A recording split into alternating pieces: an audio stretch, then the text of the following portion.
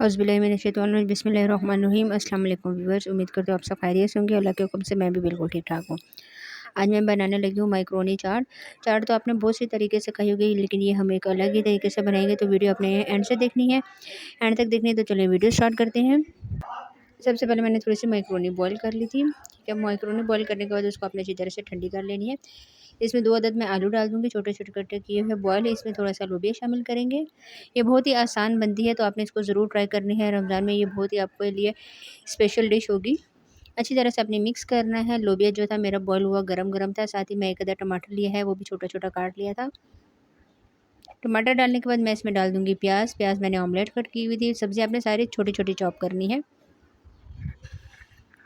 अच्छी तरह से आपने इसको मिक्स करना है। ठीक है, सारी चीज़ें मिक्स हो गई हैं। अब मैं इसमें थोड़ा-सा डाल दूँगी हरा धनिया और हरी मिर्ची। 1 अदद मैंने हरी मिर्च लिया है, उसको छोटी-छोटी काट ली थी, और थोड़ा-सा हरा धनिया डालेंगे। थोड़ा-सा अभी डालूँगी और थोड़ा-सा मैं एंड में डालूँगी। एक छोटी-सी गाजर ली है, बल्कि हाफ़ गाजर ली थी, उसको भी मैंने छोटा क्यूब्स में काट। आप गाजर चाहें तो डाल सकते हैं, आपकी मर्ज़ी है, नहीं तो नहीं डालें। अच्छी तरह से आपने सारी सब्ज़ी को मिक्स करना है। अब इसमें कुछ स्पाइसेस डाल देंगे। जी, तो मसालों में मैंने लिया था नमक लिया है, लाल मिर्च पाउडर लिया है, चाट मसाला लिया है और काला नमक लिया है। काला नमक इस डिश के लिए बहुत ही स्पेशल होगा। अच्छा, डालने के बाद आपने अच्छी तरह से मिक्स करना है। जैसे जैसे ही मैंने मसाले इसमें शामिल किए, तो बहुत ही ज़बरदस्त खुशबू आने लगी थी। जी, तो अच्छी तरह से आपने मसाले सारे इसमें मिक्स कर रहे हैं। तो इसको एक साइड पे रख देती हूँ। मैं आपको बता देती हूँ कि हम सॉस कौन-सा लिया था। पहले मैंने इमली आधा कप पानी में भिगो दी थी और इसको अच्छी तरह से पल्प बना लिया था।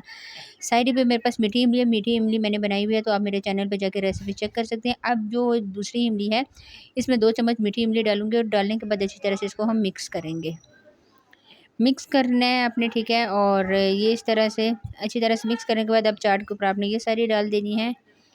डालने के बाद अब अच्छी तरह से आपने इसको मिक्स करना है। जी, तो बहुत ही ज़बरदस्त हो गया था ये, बहुत मज़े की खुशबू आ रही थी।